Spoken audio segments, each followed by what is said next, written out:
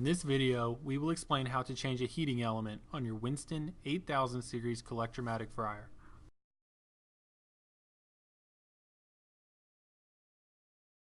You will require the following tools to perform this installation.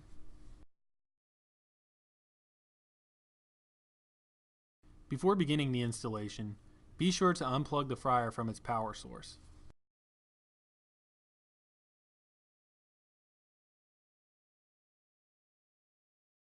Start by dropping the front panel.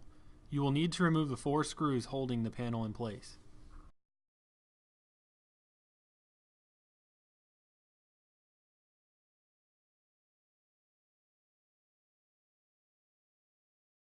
We must now remove the black strap holding the insulation in place.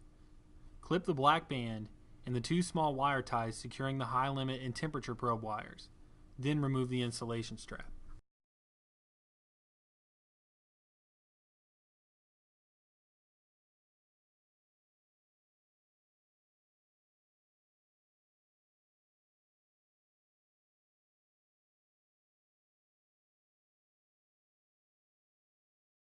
Next, begin removing the lock nuts holding the heater wires in place.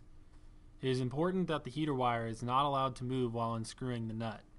To prevent this, use your offhand to hold the wire while the nut is being unscrewed. Repeat this process for the 3 heater wires on the opposite side of the fryer, then remove both sections of the insulation surrounding the heater terminals. There are 3 separate heating elements inside the fryer: a top, middle, and bottom element. If the middle or bottom element is being changed, you must remove all the heating elements above the heater being replaced. Using a 9/16 ratchet, remove the hex nut securing the heating element to the pot. If the middle or bottom element is being replaced, you will need to remove the hex nuts on all the heating elements above the heater being replaced.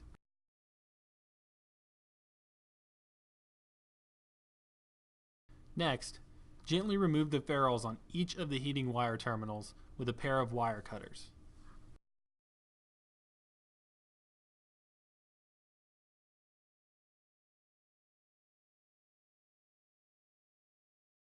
Once the ferrules are removed, move to the inside of the pot. Begin by removing the high limit bracket. If heater protectors are installed in the fryer, they will need to be removed as well.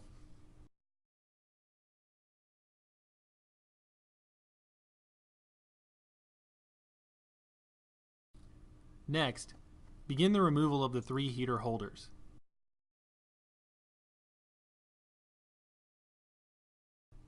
Once the compression nuts have been removed, lightly tap the heater holder with a soft hammer to dislodge the holder from the heating elements. The faulty heating element can now be removed.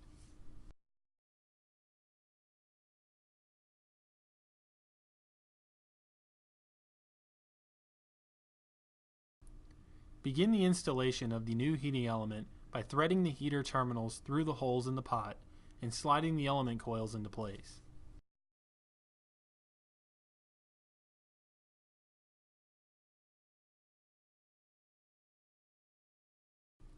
Next, reinstall the 3 heater holders.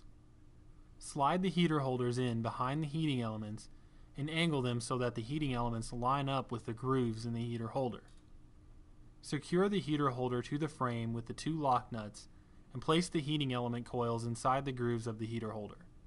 You will want to make sure the heater holder is lying as flat as possible against the side of the fryer's pot before fully locking it down.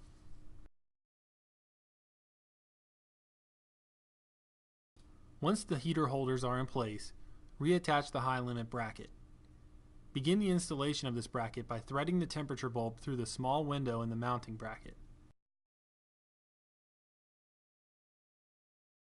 Next, attach the front and rear portions of the mounting bracket with the mounting screw. It may be necessary to hold the rear portion of the bracket in place while tightening.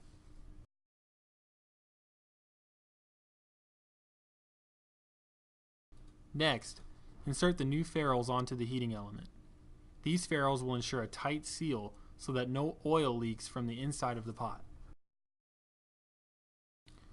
Replace and tighten the heating element hex nuts with a 9/16 ratchet.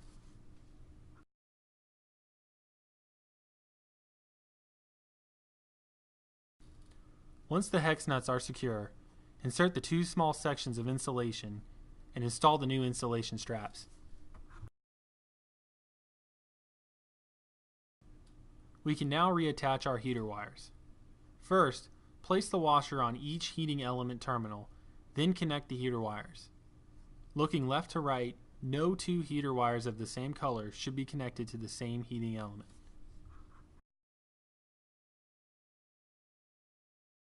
Once the heater wires are in the correct order, completely secure the compression nuts to the element coils by using a 3/8 nut driver. It is very important to hold the threaded portion of the element in place and to not over-tighten the compression nut so that the tip is not broken off while the nut is secured.